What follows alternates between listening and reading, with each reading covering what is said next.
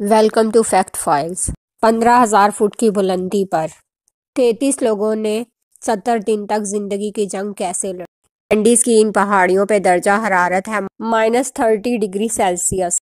12 اکتوبر 1972 south امریکہ سے ایک چھوٹا سا ہوائی جہاز سینٹیاگو چلی کی جانب روانہ ہوتا ہے۔ فلائٹ نمبر 571 جس میں ٹوٹل مسافروں کی تعداد ہے 45۔ یہ صرف 1.5 گھنٹے کا سفر تھا، مگر راستے میں اینڈیز کی پہاڑیوں پہ خطرناک طوفان آتا ہے جس کی وجہ سے پائلٹ کو جہاز کو ٹیک آف کرنا پڑا۔ نیکسٹ ڈے 13 اکتوبر کو پائلٹ دوبارہ سے چلی کی جانب روانہ ہوتا ہے۔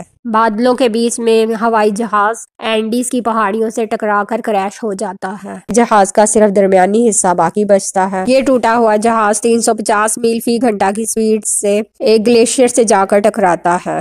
یہ ہوائی جہاز اب 3,570 میٹر کی بلندی پر ٹوٹا ہوا پڑا تھا اور چاروں طرف اینڈیز کی برف پوش پہاڑیاں تھیں۔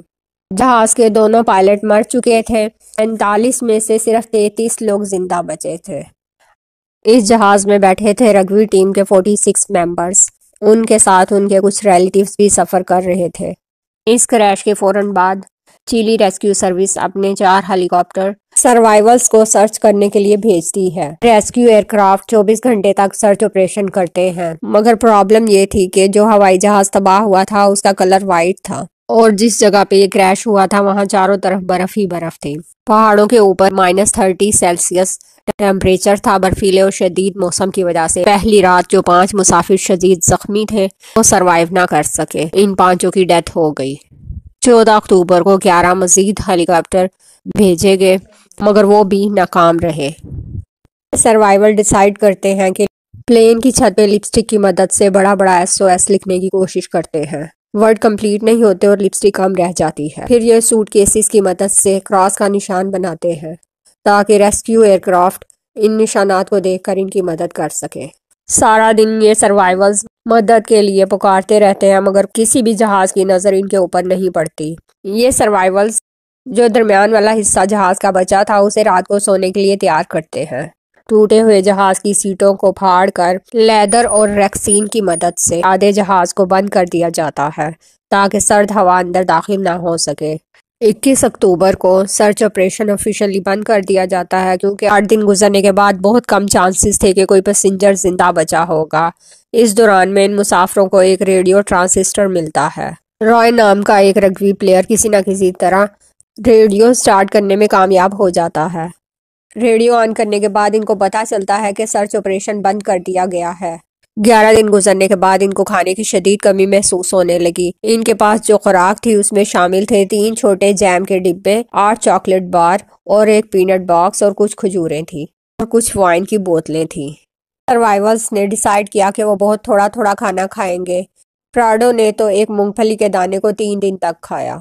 ان کے آس پاس کوئی درخت بھی نہیں اور نہ ہی کوئی جانور تھا کہ وہ اسے ذبح کر کے کھا لیتے۔ کچھ مسافروں نے تو کاٹن اور کپڑے کھانا شروع کیے جس سے ان کی طبیعت اور زیادہ خراب ہو گئی۔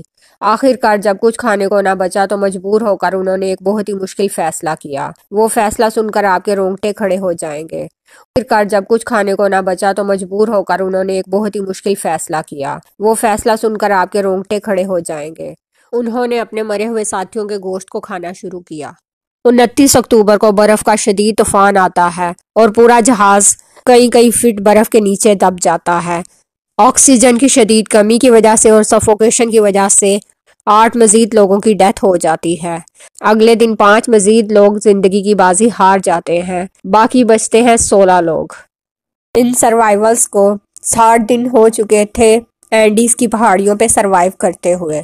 اب اس کے سوا کوئی راستہ نہیں بچا تھا کہ وہ اس پہاڑی کو پار کرے۔ اگر انہیں زندہ رہنا ہے تو انہیں مدد ڈھونڈنا ہوگی۔ 12 دسمبر کو 3 رگبی پلیئرز پراڈو، کنیسا اور وینوسٹین اس پہاڑی کو پار کرنے کا فیصلہ کرتے ہیں۔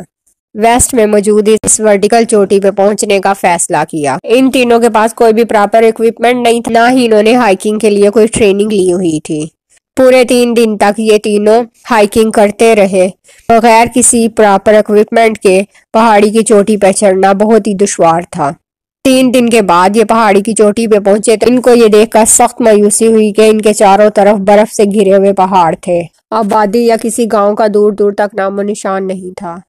خوراک کی کمی کی وجہ سے وینسٹین واپس چلا گیا اور پراڈو اور کنیسا اگلے 10 دن تک مسلسل پیدل چلتے رہے۔ 10ویں دن ان کو سرسبز وادی دکھائی دی اور شدید برفباری کی وجہ سے ان کا وزن 40% تک کم ہو گیا ہوا تھا۔ کمزوری اور بھوک کی وجہ سے وہ بے ہوش ہونے کو تھے۔ انہیں دور سے ایک ندی نظر آئی۔ وہ پاگلوں کی طرح ندی کی طرف دوڑے اور انہوں نے پانی پیا۔ انہوں نے ندی کے ساتھ ساتھ چلنا شروع کر دیا۔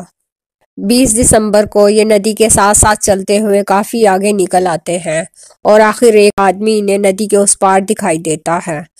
وہ ایک بریڈ کا ٹکڑا ان کی طرف پھینکتا ہے اور اشارے سے ان سے پوچھتا ہے۔ پراڈو ایک پیپر لے کر ساری سچویشن اس پہ لکھتا ہے اور پیپر ندی کے دوسری طرف اس آدمی کی طرف اچھال دیتا ہے۔ اس آدمی کو فوراً ہی یاد آتا ہے کہ 2 ماہ پہلے ایک جہاز کریش ہوا تھا۔ نزدیکی شہر میں جو آرمی ہیڈ کوارٹر ہوتا ہے وہاں پہ خبر دی جاتی ہے۔ پراڈو اور کنیسا کو گھوڑے پہ بٹھا کر نزدیکی شہر میں پہنچایا جاتا ہے۔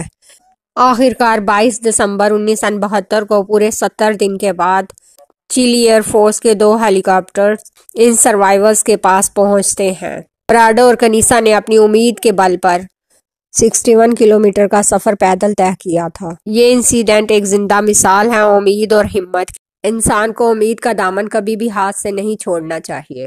سچویشن کتنی بھی ڈیفیکلٹ ہو، ہمیشہ ہمت سے کام لینا چاہیے۔ ویڈیو اچھی لگے تو کائنڈلی سبسکرائب کیجیے گا۔